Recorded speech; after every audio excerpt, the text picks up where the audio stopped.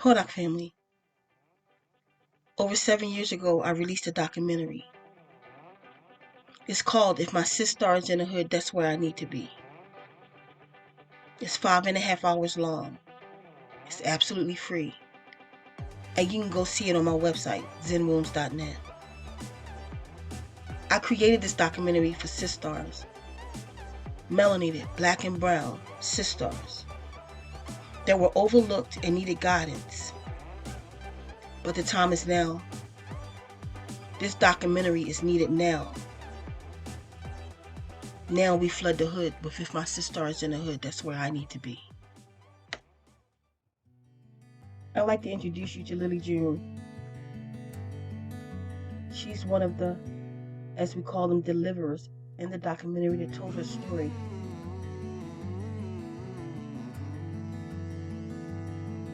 I gotta give you a trigger warning. Her traumas are awful. Imagine your father, the preacher, the man everybody looked up to.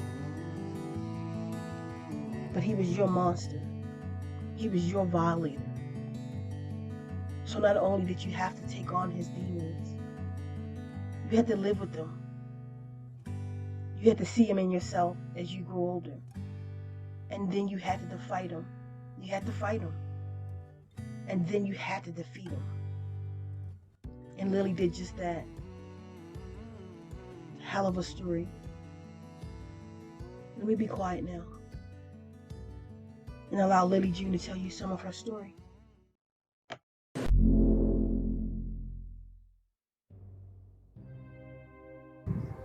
Hi, I'm Lily June. I'm 42 years old. I'm from Northern California, the Bay Area, San Jose. I was raised in Vallejo, California, i.e. Napa Valley. I was raised by my mother and sisters. My struggles were men who were around me were pedophiles. My stepfather and my father were the main struggles.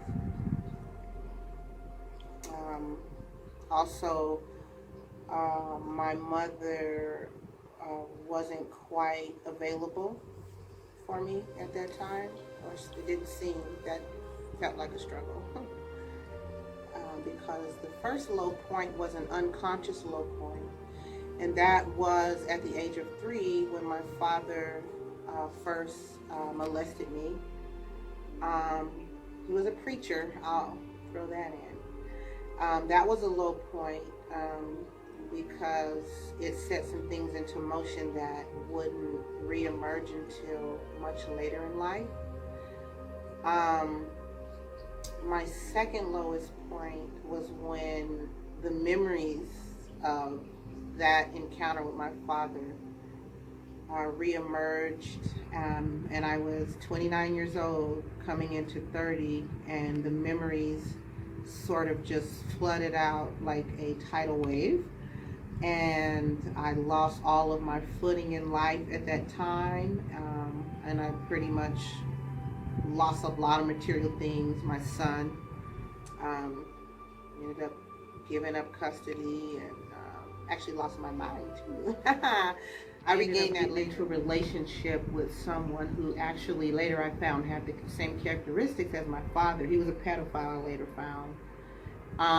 And my breaking point was realizing that I had someone under my roof without me consciously knowing, and without being able to decipher the spiritual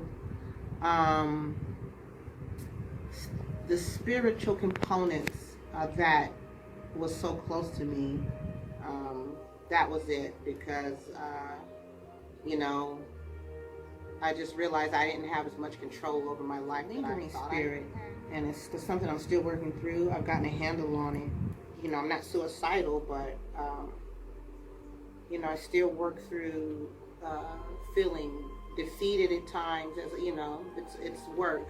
And I said I choose to live. I plowed out of this place, and as I got through the top, that's when I realized that I have been living in what I call the pits of hell.